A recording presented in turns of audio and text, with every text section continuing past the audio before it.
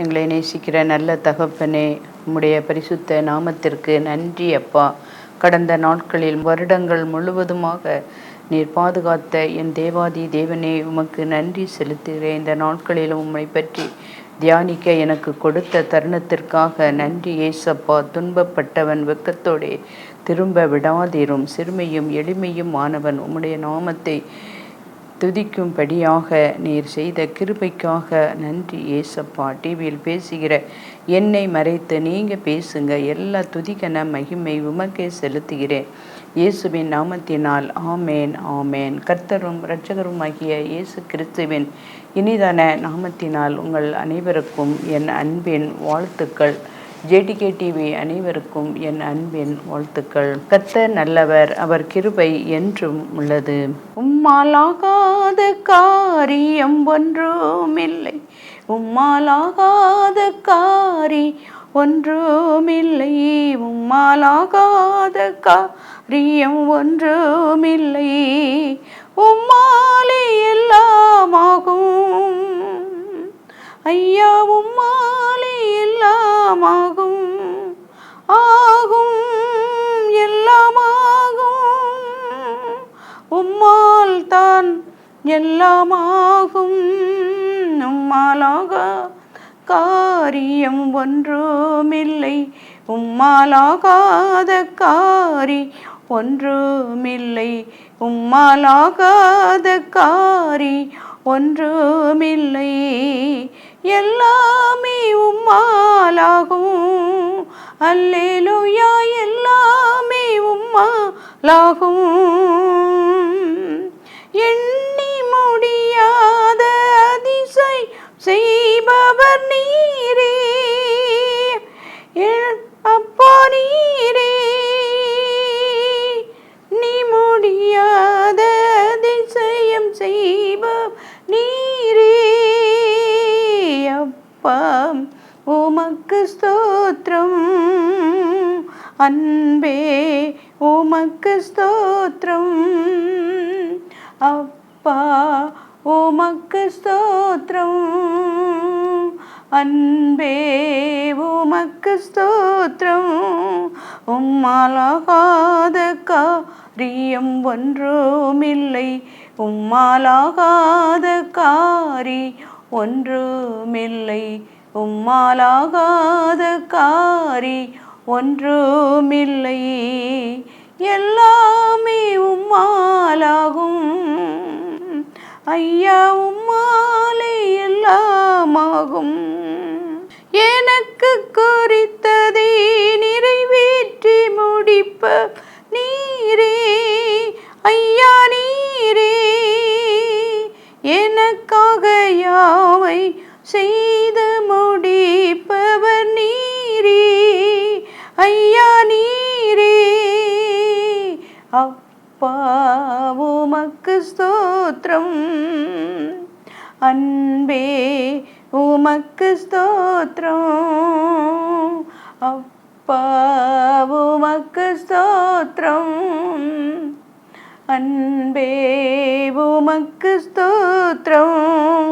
உம்மாலாகாத காரியம் ஒன்றுமில்லை, உம்மாலாகாத காரி ஒன்றுமில்லை, உம்மாலாகாத காரியம் ஒன்றுமில்லை, உம்மாலே எல்லாமாகும் ஐயா, உம்மாலே எல்லாமாகும்.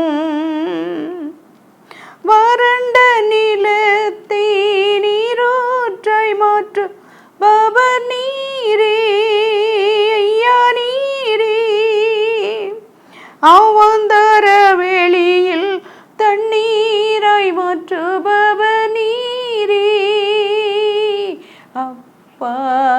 உமக்கு ஸ்தோத்திரம் அன்பே, உமக்கு ஸ்தோத்திரம் அப்பா, உமக்கு ஸ்தோத்திரம் அன்பே, உமக்கு ஸ்தோத்திரம் உம்மாலாகாத காரியம் ஒன்றுமில்லை. உம்மாலாகாத காரியம் ஒன்றுமில்லை.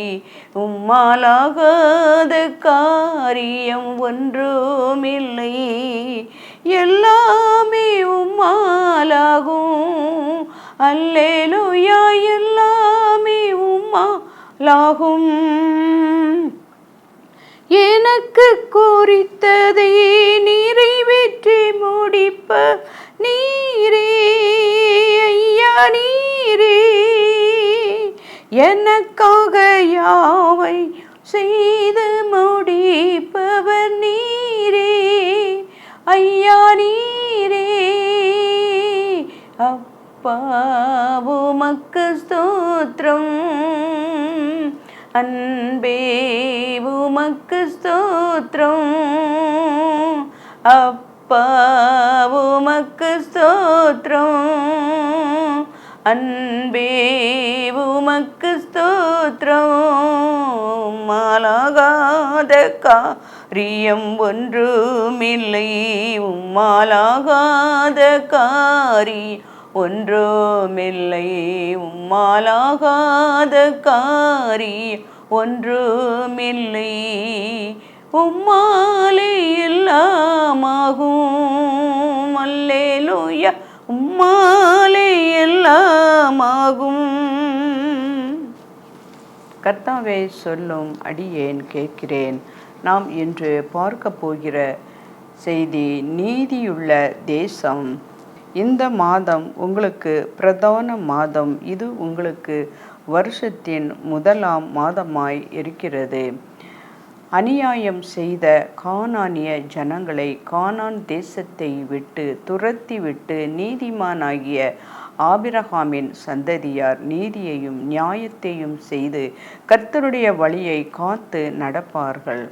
ஆதியாகமம் 18ஆம் அதிகாரம் 19ஆம் வசனம். இன்று இஸ்ரவேல் ஜனங்களை கர்த்தர் கானான் தேசத்தில் குடியேற்றினார்.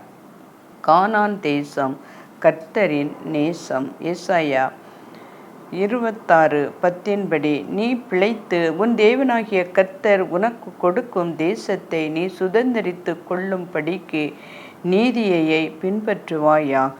உபாகமம் 16ஆம் அதிகாரம் 20ஆம் வசனம் என வேதம் சொல்லுகிறது. அந்த தேசத்து தேவனுடைய காரியம் தெய்வ பயம் என்று சொல்லப்பட்டு உள்ளது. மோசேயின் நியாய பிரமாணம் படி அநியாயம் செய்தவர்களை அப்போது தண்டித்து தீமையை தேசத்தில் இருந்து விலக்கி விடுவார்கள். நீதி உள்ளவர்கள் மட்டும்தான் நிம்மதியாய் வாழ முடியும். எனவே கானான் தேசம் நீதியுள்ள தேசம் என்று அழைக்கப்படுகிறது.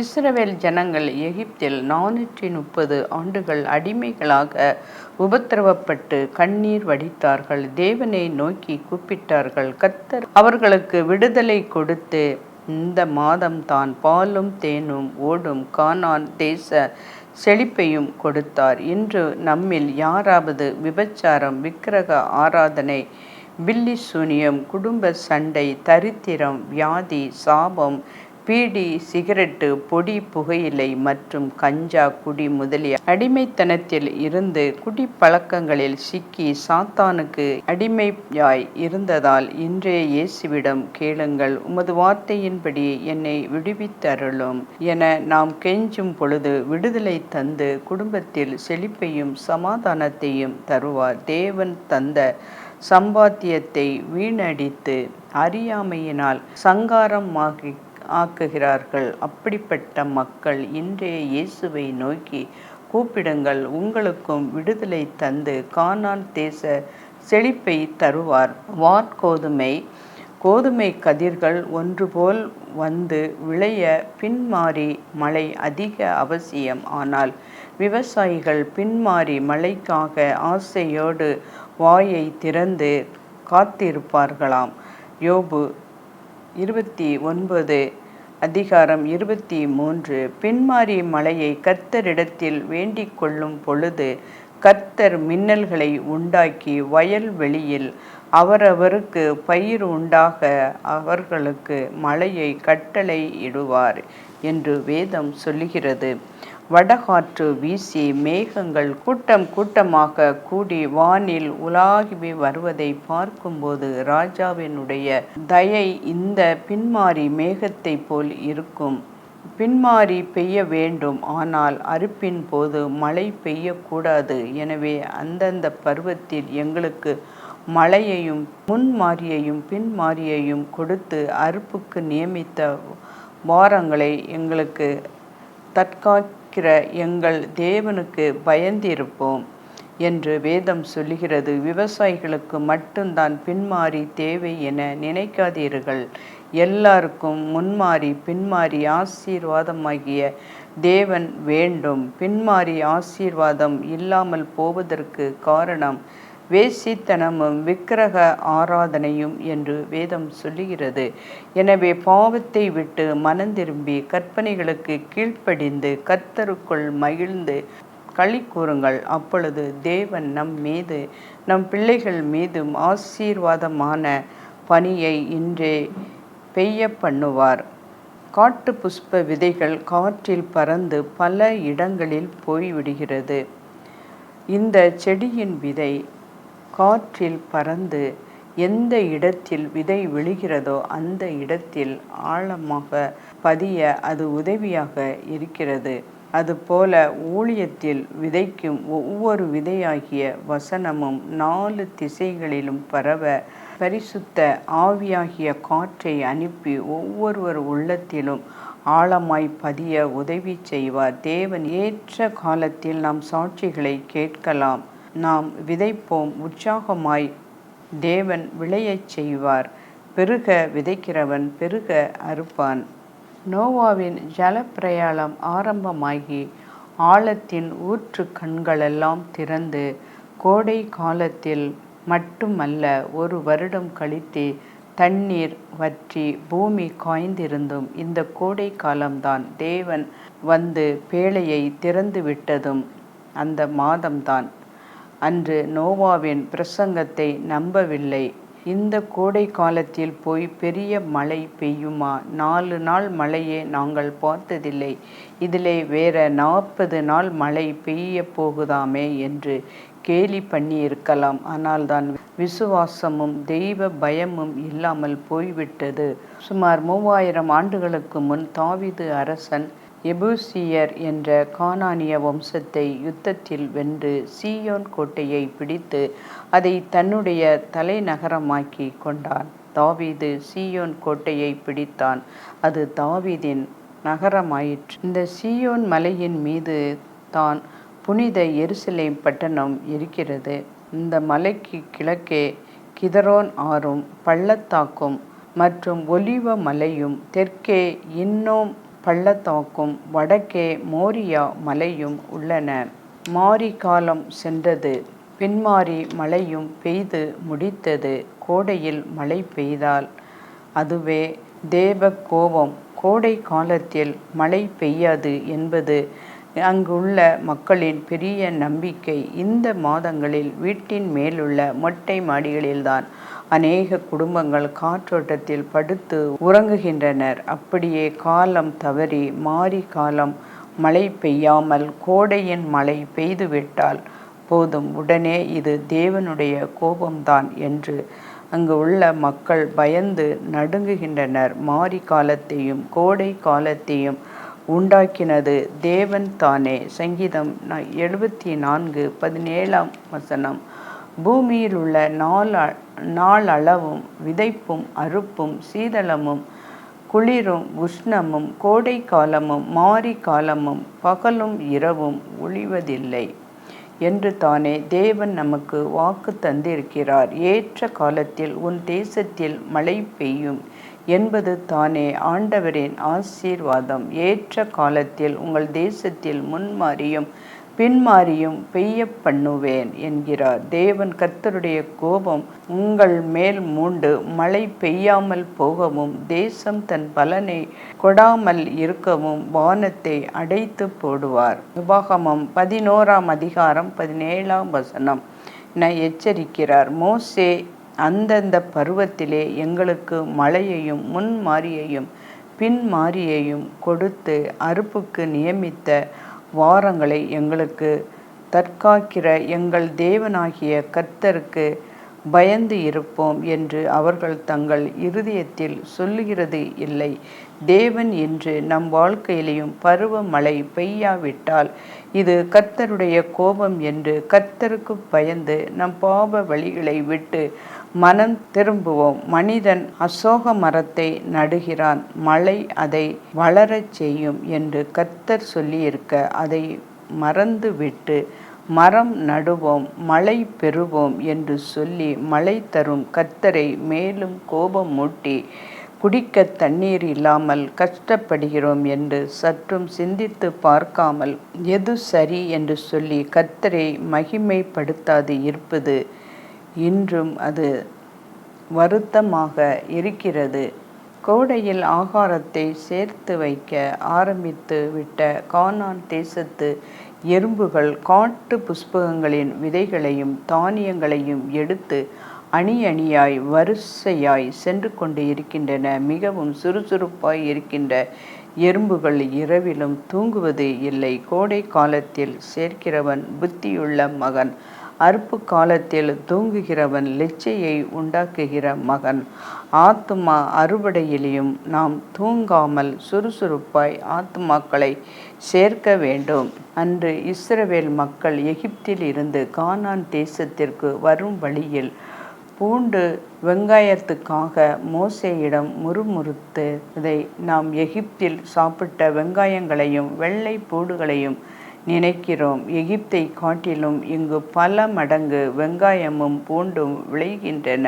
பாவம் அன்று அவிவிசுவாசம் அவர்கள் கண்களை மறைத்ததால் கானான் தேசத்து பூண்டுகளை அனுபவிக்க முடியாமல் வனாந்தரத்தில் மாண்டு அழிந்தனர். இதேபோல் மோட்சத்தின் ஆனந்தம் பேரானந்தம் பற்றி விசுவாசியாதவர்கள் உலக சிற்றின்பத்துக்காக ஏங்கி ஏங்கி உலகமாகிய வனாந்தரத்தில் மடிந்து கொண்டு இருக்கிறார்கள். இன்று நம்மில் அநேகர் ஆண்டவருடைய நன்மைகளை விசுவாசிப்பது இல்லை. தசம பாகம் கொடு, வானத்தின் பொக்கிஷங்களை தருவேன், மல்கியா 3:10 என்பதை விசுவாசிப்பது இல்லை. விசுவாசித்த சிலர் கர்த்தருடைய பெரிய தயையினால் செல்வமாய் வாழ்கிறார்கள். ஆனால் பலர் இன்னும் விசுவாசியாமல் தரித்திரத்தில் தடுமாறுகிறார்கள். முதலாவது நாம் அனுபவிக்கும் அத்தனை நன்மைகளுக்கும் கர்த்தர் தருகிறார் என்று விசுவாசித்து நன்றி சொல்ல பழக வேண்டும். இரண்டாவதாக தசம பாகம் எடுத்து ஆலயத்தில் காணிக்கைக்கும் ஊழியங்களுக்கும் ஊழியர்களுக்கும் ஏழைகளுக்கும் கொடுத்து நன்றியை செயலில் காட்ட வேண்டும். இடங்கொள்ளாமல் போகும் மட்டும் கர்த்தர் ஆசீர்வதிப்பார். மரங்கள் எல்லாம் இலை அடர்ந்த பச்சையாக இருப்பது கண்களுக்கு குளுமையாக இருக்கிறது. அன்று யாக்கோபு ஆட்டு மந்தையில் பலமான ஆடுகளை பெறுவதற்கு உபயோகப்படுத்திய பச்சை புன்னை மரங்கள் இங்கு ஏராளம். இதை பார்த்து மற்ற மரங்களை விட இலைகள் அதிக பச்சையாக இருக்கிறது. இலைகள் பூவரச இலை, அரச மர இலை மாதிரியே இருக்கும். வாய்க்கால் ஓரங்களில் நேரே உயரமாய் ஓங்கி வளர்ந்து நிற்கும். அடிமரம் வெள்ளையாக இருக்கும். கொப்புகளை ஒடித்து உரித்து பார்த்தால் அதுவும் வெண்மையாக இருக்கும். யாக்கோபு பச்சையாய் இருக்கிற புன்னை, வாதுமை, அர்மோன் என்னும் மரங்களின் கொப்புகளை வெட்டி இடையிலே வெண்மை தோன்றும்படி பட்டையை உரிப்பார்கள். யாக்கோபின் அண்ணன் ஏசா சிவந்த நிறம் உள்ளவன்.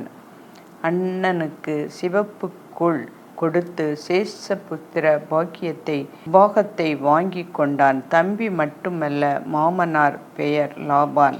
லாபான் மாமனார் நிறத்துக்கு ஏற்ப வெண்மை நிற கொப்புகளை வெட்டி போட்டு மாமனாரிடமிருந்து ஏராளமான ஆடுகளை எத்தன் யாக்கோபு வாங்கி கொண்டான். தேவன் யாக்கோபுக்கு கொடுத்த ஞானத்தை பாருங்கள். இன்றும் உலகில் அதிக ஞானமுள்ளவர்கள் இஸ்ரவேல் மக்கள், அதாவது யூதர்கள்தான் என்றால் அது உலகத்திலுள்ள அத்தனை நாடுகளும் வியப்பு வரும் அளவுக்கு பல துறைகளில் முன்னேறி வருகிறது. பச்சை மரமாகிய இயேசு சிலுவை மரத்தில் செய்த பரிசுத்த தியாகமாகிய வெண்மையை ஆடுகளாகிய ஜனங்களுக்கு முன் எடுத்து சொல்ல சொல்ல ஆத்துமாக்கள் ரட்சிக்கப்படுவார்கள். மந்தை பெருகுவது போல் மனிதரை பெருக பண்ணுவார். அன்று தாவீது பெலிஸ்தரை முறியடிப்பதற்கு முசுக்கட்டை செடிகளுக்கு எதிரே இருந்து அவர்கள் மேல் பாயச் சொன்னார். துளிர்ந்த இலையடர்ந்த பச்சையாக இருக்கிறது. இலைகளும் கொப்புகளும் அடர்ந்த தரை மட்டும் கவிழ்ந்து மரத்தின் உள்ளே இருந்த குருவிகள் பாடும் சத்தம் கேட்கும். ஆனால் குருவிகளை பார்க்க முடியாது. அத்தனை அடர்த்தி. அந்த பக்கம் ஒளிந்து இருப்பவர்கள் இந்த பக்கத்திலிருந்து பார்ப்பவர்களுக்கு தெரியாத அளவுக்கு மரம் செடி போல் அடர்ந்து இருக்கும். குருவிகள் பாடும் சத்தம் எங்கும் கேட்குதே, காட்டுப்புற சத்தம் நம் தேசம் நிறையுதே. குருவிகள் பாடும் சத்தம் எங்கும் கேட்குதே, காட்டுப்புற சத்தம் நம் தேசம் நிறையுதே. அத்திமரம் காய் காய்க்கும் காலம் வந்ததே, அத்திமரம் காய் காய்க்கும் காலம் வந்ததே. திராட்சை கொடி பூ பூத்து வாசம் பெருகுதே, திராட்சை கொடி பூ பூத்து வாசம் பெருகுதே. என் பிரியமே என் ரூபவதி எழுந்து வா, உன்னை சரி சந்திக்கவே. அடர்ந்து இருக்கும் இந்த மரங்கள் இலையுதிரும் வகையை சார்ந்தது. குளிர்காலங்களில் ஒரு இலை கூட பார்க்க முடியாது. கானான் தேச சீமையில் காணப்படும் கனி விருட்சங்களில் தெரபிந்து கொட்டை மரம் ஒரு விசேஷமான மரம். கனி மரங்களில் முடி சூட்டப்பட்ட மரம் என அழைக்கப்படுவார்கள். மக்கள் உண்டு மகிழ அதிக ருசியான ஊட்டச்சத்துள்ள பிஸ்தா பருப்பு. இந்த மரங்கள் கொப்பு தாங்காமல் இருக்கும். கிளைகளில் திராட்சை குலை போல் கொத்து கொத்தாய் தொங்குகிறது. ஒரு குலையில் 50 பழங்கள் அந்த அளவுக்கு இருக்கும். ஆனால் எகிப்தில் இந்த பிஸ்தா மரங்கள் இல்லை என்பது குறிப்பிடத்தக்கது. எனவேதான் அன்று எகிப்தில் யோசேப்புக்கு காணிக்கையாக கொண்டு போகச் சொல்லி யாக்கோபுக்கு கொடுத்து அனுப்புகிற 6 உச்சிதமான பொருட்களில் இந்த பிஸ்தா கொட்டையும் ஒன்று. கர்த்தரை நம்புகிறவனோ செழிப்பான். கர்த்தருடைய வேதம் குறைவற்றதும் ஆத்துமாவை உயிர்ப்பிக்கதுமாய் இருக்கிறது. அன்பானவர்களே, இன்றே தொடர்ந்து தினமும் காலையும் மாலையும் வேதம் வாசிப்போம், பாடல் பாடி மகிழ்வோம், கர்த்தரை பற்றி பிறருக்கு சாட்சி சொல்லுவோம். பாத்திரம் தேய்க்க தேய்க்க கையும் சுத்தமாவது போல இயேசு நல்லவர் என்று பிறருக்கு சொல்ல சொல்ல நீங்களும் பரிசுத்தமாவீர்கள். நம் குடும்பங்களும் தலைக்கும் செழிக்கும். தேவனுடைய நாமம் மகிமைப்படும். மெய்யான தெய்வம். கர்த்தரே மெய்யான தெய்வம். எரேமியா 10ஆம் அதிகாரம் 10ஆம் வசனம் என வேதம் கூறுகிறது. தேவனுடைய ஜனங்கள் கர்த்தரை விட்டு அந்நிய தெய்வங்களை வணங்கியதால் தேவ கோபம் மூண்டதாகவும் அதனால் மக்கள் நெருக்கப்பட்டார்கள் என்று நியாயாதிபதிகள் புத்தகம் 2ஆம் அதிகாரம் 11 முதல் 15 வரையுள்ள வசனங்களை நாம் பார்க்கும் பொழுது இன்றும் அநேக கிறிஸ்தவர்கள் அந்நிய தேவர்களின் பெயரை நடைமுறை பேச்சில் அடிக்கடி பேசியும் இரகசியமாய் காணிக்கை கொடுத்தும் பூஜைக்குரிய பொருட்கள் கொடுத்தும் கணவனுக்கு தெரியாமல் மனைவியும் மனைவிக்கு தெரியாமல் கணவனும் மாந்திரிகம் பார்ப்பதும் ஜோசியம் பார்ப்பதும் ராசி பலன் பார்ப்பதும் கைரேகை பார்ப்பதும் தாயத்து வாங்கியும் அந்நிய தெய்வங்களை சினிமாக்களை பார்ப்பதும் அதன் பாடல்களை கேட்பதும் புற மரத்தினரை விட மோசமாக நகை ரொக்கம் வாங்கி பொருள் ஆசையாக விக்கிரக வணக்கம் செய்வதும் வாழ்க்கையில் பஞ்சம், பசி, தரித்திரம், வியாதி, கடன் தொல்லை, குடும்பத்தில் சண்டை, கவலை, பொருள் சேதம், தொழிலில் நஷ்டம் போன்ற பல வகை துன்பங்களால் உழன்று சமாதானத்தை இழந்து கொண்டு இருக்கிறார்கள். அன்று எசேக்கியாவிடம் சுட்டி காட்டிய தேவனை நம்மை பார்த்து இன்றும் வருத்தப்பட வைக்கக்கூடாது. எனவே நல்வாழ்வு வாழ, மன நிம்மதியாய் வாழ கர்த்தரை தினமும் அதிகாலையில் துதிப்போம், நன்றி சொல்லி பாடி துதிப்போம், நன்றி சொல்லி ஜெபம் செய்து சாப்பிடுவோம். செழிப்பாக வாழ தேவன் உதவி செய்வார். கர்த்தரை நம்புங்கள், தீர்க்கதரிசிகளை நம்புங்கள், அப்பொழுது சித்தி பெறுவீர்கள். 2 நாளாகமம் 20ஆம் அதிகாரம் 20ஆம் வசனம். இன்று எவ்வளவு அழகாக வேதம் கூறுகிறது. தீர்க்க தரிசனம் இல்லாத இடத்தில் ஜனங்கள் சீர்கட்டு போவார்கள். நீதிமொழிகள் 29ஆம் அதிகாரம் 18ஆம் வசனத்தில் என்று வேதம் நம்மை எச்சரிக்கிறதே. கண்ட தீர்க்கதரிசியை நம்பாதவன் காணாத தேவனை எப்படி நம்ப முடியும்? எனவே இன்றிலிருந்து இனிமேல் ஊழியர்களையோ குருக்களையோ ஆசிரியர்களையோ பற்றி ஒரு குறையும் சொல்ல மாட்டேன் என்று தீர்மானம் எடுப்போம். குடும்பத்தில் மகிழ்ச்சியாய் இருப்போம். கானான் தேசம் என்றாலே பாலும் தேனும் ஓடுகிற தேசம்தான். தேசத்தில் கனிகள் ஏராளம், எல்லா பழங்களும் மதுரமாக இருக்கின்றன. அசட்டை பண்ணின தேசமும் ஒன்று. ஆபிரகாம் சந்ததிக்கு வாக்குத்தத்தம் பண்ணப்பட்ட தேசத்தை விசுவாசிக்காமல் முறுமுறுத்து அதை அசட்டை பண்ணினார்கள். அவர்கள் எதற்காக முறுமுறுத்தார்களோ அதை அத்தனையும், அதாவது வெள்ளரிக்காய், வெங்காயம், வெள்ளை பூண்டு, குமட்டிக்காய், கீரைகள், மீன்கள் அத்தனையும் இங்கு ஏராளம் கிடைக்கின்றன. விசுவாசித்தார்களே, ஆனால் முற்பிதாக்கள் வனாந்தரத்தில் அழிந்திருக்க மாட்டார்கள். நாமும் ஆண்டவரையும் ஆலயத்தையும் ஆட்களையும் வரும் பணிகளையும் ஆத்தும அறுவடைகளையும் அசட்டை பண்ணி அழிந்து போகாதபடி கவனமாய் நடந்து கொள்ள வேண்டும். கானான் தேசத்தை அசட்டை பண்ணின ஆரோன் கானான் தேசத்தை போய் பார்க்கும் முன்னால் ஓர் என்னும் மலையில் மரித்தது. கானான் தேசத்துக்குள் நுழைந்த இஸ்ரவேல் மக்கள் தங்கள் கர்த்தரை மறந்து அசட்டை பண்ணி தீர்க்கதரிசிகளை கொலை செய்ததால் எருசலேம் ஆலயத்தையும் அரண்மனையையும் வீடுகளையும் நேபுகாத்நேச்சர் தீக்கொளுத்தியது. கர்த்தரை அசட்டை பண்ணி அந்நிய தெய்வங்களை வணங்கியதால் எருசலேமில் இருந்த பாபிலோன் சிறைப்பட்டு போனது. நாம் செய்த பாவங்களின் நிமித்தம் நாம் அசட்டை பண்ணப்படுவதற்கு பதிலாக இயேசு அசட்டை பண்ணப்பட்டார். நம்மை எப்படியாவது ரட்சித்து மோட்சத்தில் கொண்டு போய் சேர்க்க வேண்டும் என்பது இயேசுவின் ஆவல். இயேசு நமக்காக மரித்தார் என்று நம்பும் மக்களுக்கு அப்படி செய்வார். நம்புகிறவர்களுக்கு இந்த உலகில் கானான் தேச செழிப்பையும் மரித்த பின் மறு உலகில் மகிழ்ச்சி தரும் ஆனந்தமாம் இன்ப தேசமாகிய பரம கானான் பாக்கியத்தையும் தருவார். நம்பிக்கையின் சந்தோஷத்தில் நான் நம்புவேன்,